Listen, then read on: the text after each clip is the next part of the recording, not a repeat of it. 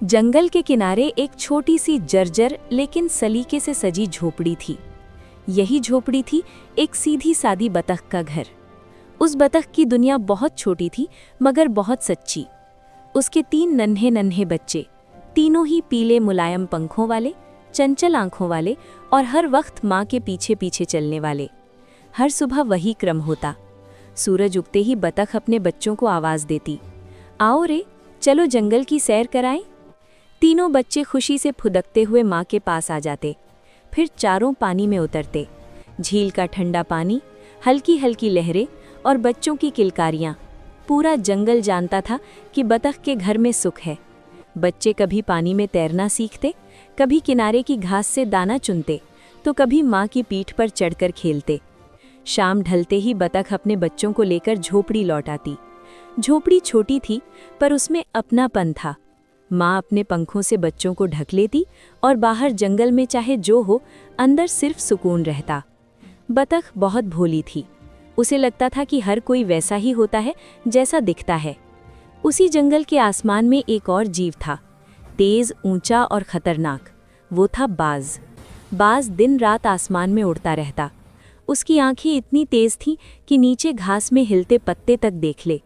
और उसका दिल में सिर्फ एक ही बात, शिकार।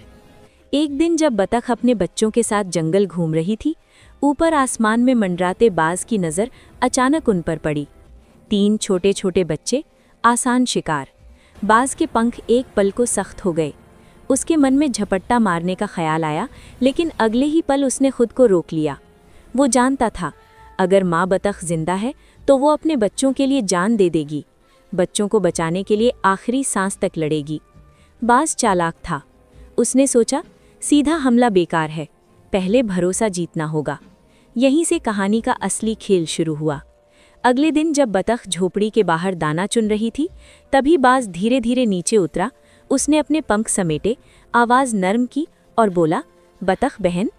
बतख चौंक गई।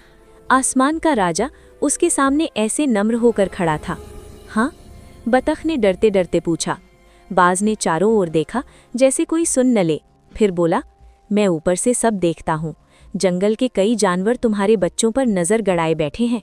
तुम बहुत सीधी हो, इसलिए मैं तुम्हें आगाह करने आया हूँ। बतख का दिल धक से रह गया। उसने अपने बच्चों की ओर देखा जो पास ही खेल रहे थे। कौन? बतख की आवाज़ कांप गई।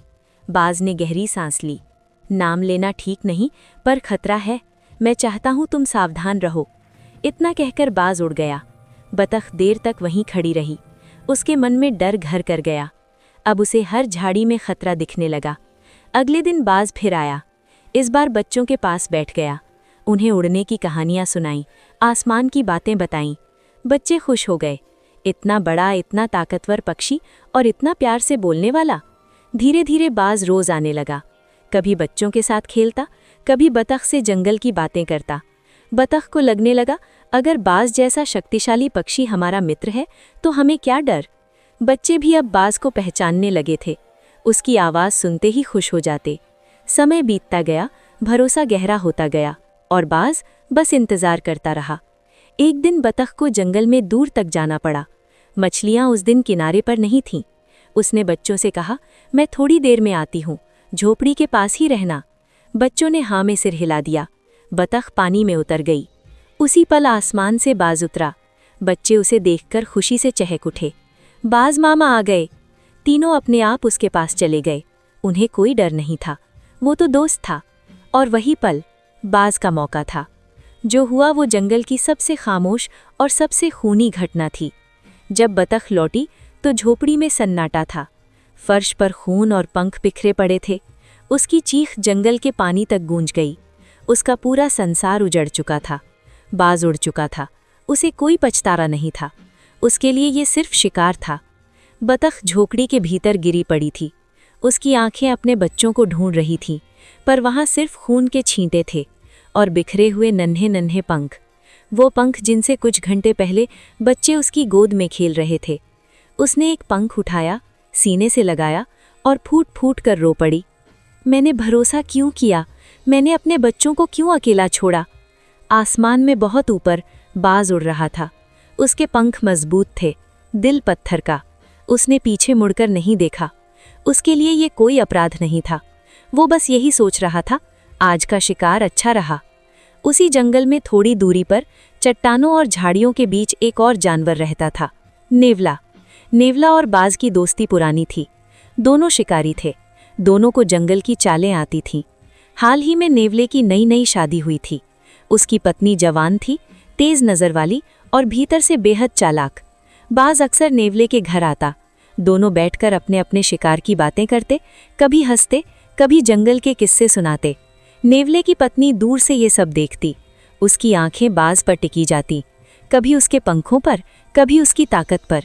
कुछ दिनों बाद उसने नेवले से कहा, ये बाज भैया तुम्हारे अच्छे दोस्त हैं ना? हाँ, नेवले ने गर्व से कहा। तो इनसे कहना अपने बच्चों को भी साथ लाया करें, घर में रौनक हो जाएगी। नेवला बोला, ठीक है, कभी बुला लूंगा। लेकिन उसकी पत्नी का मन नहीं भरा। दिन बीतते गए। वो बात बात पर यही कहने लगी, मेरे तो बच्चे हैं नहीं, दिन भर अकेली रहती हूँ। अगर बाज भैया के बच्चे आ जाएं तो मन बहल जाएगा। धीरे धीरे उसकी जिद झगड़े में बदलने लगी। नेवला परेशान हो गया। आखिरकार पत्नी की जिद से मजबूर होकर नेवले ने बाज को दावत पर बुला लिया। उस दिन आसमान साफ था। बाज अपने 2 छोटे बच्चों को लेकर आया। दोनों बच्चे अपने पिता जैसे ही तेज, लेकिन अभी नादान। नेवले की पत्नी मुस्कुराई। उसकी मुस्कान में मिठास थी, पर आंखों में कुछ और। वो बाज के बच्चों को अंदर ले गई, उन्हें खिलाने लगी, उनसे खेलने लगी। बाहर बाज और नेवला शिकार की बातें करने लगे, पुराने किस्से, पुरानी हंसी। अंदर खामोशी धीरे धीरे घातक बन रही थी। जैसे ही नेवले की पत्नी ने देखा कि दोनों दोस्त बातों में पूरी तरह डूबे हैं, उसने दरवाज़ा बंद कर लिया। जो हुआ वो वही था जो कभी बतख के घर हुआ था।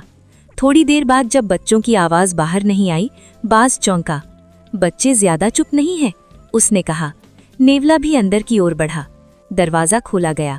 फर्श पर खून था, पंख थे, बाज के अपने बच्चों के पंख। एक पल को बाज की सांस रुक गई। उसकी आंखों के सामने अंधेरा छा गया। फिर वो दहाड़ा, गुस्से से नहीं, दर्द से। उसने एक झटके में नेवले को मार डाला। वो वहीं गिर पड़ा। बाज रोने लगा। पहली बार उसकी आंखों से आंसू निकले। उसी वक्त उसकी नज़र एक पत्र पर पड़ी। उसने कांपते पंखों से पत्र उठाया। पत्र में लिखा था, मुझे माफ़ करना, मुझे तुमसे कभी प्यार नहीं था। मैंने सिर्फ बाज के बच्चों को खाने के लिए तुमसे शादी की थी। आज मेरा मकसद पूरा हो गया। अब मैं हमेशा के लिए जा रही हूँ। पत्र पढ़ते पढ़ते बाज खामोश हो गया। आज उसे समझ आया धोखे का दर्द क्या होता है, भरोसे के टूटने का मतलब क्या होता है। उसके बच्चे मर चुके थे, उसका जिगरी दोस्त मर चुका था। आसमान आज भी वही था, पर बाज के लिए सब कुछ बदल चुका था। वो बिना कुछ बोले उड़ गया। वो जंगल छोड़कर हिमालय की ओर चला गया, एक संकल्प के साथ, अब मैं किसी को धोखा नहीं दूंगा, और हमेशा के लिए अकेला रहने चला गया। जो धोखा देता है, एक दिन उसी धोखे का स्वाद जरूर चखता है। अगर ये कहानी आपको पसंद आई हो तो चैनल को सब्सक्राइब करें और कमेंट में बताएं कहानी का कौन सा भाग आपको सबसे ज्यादा पसंद आया।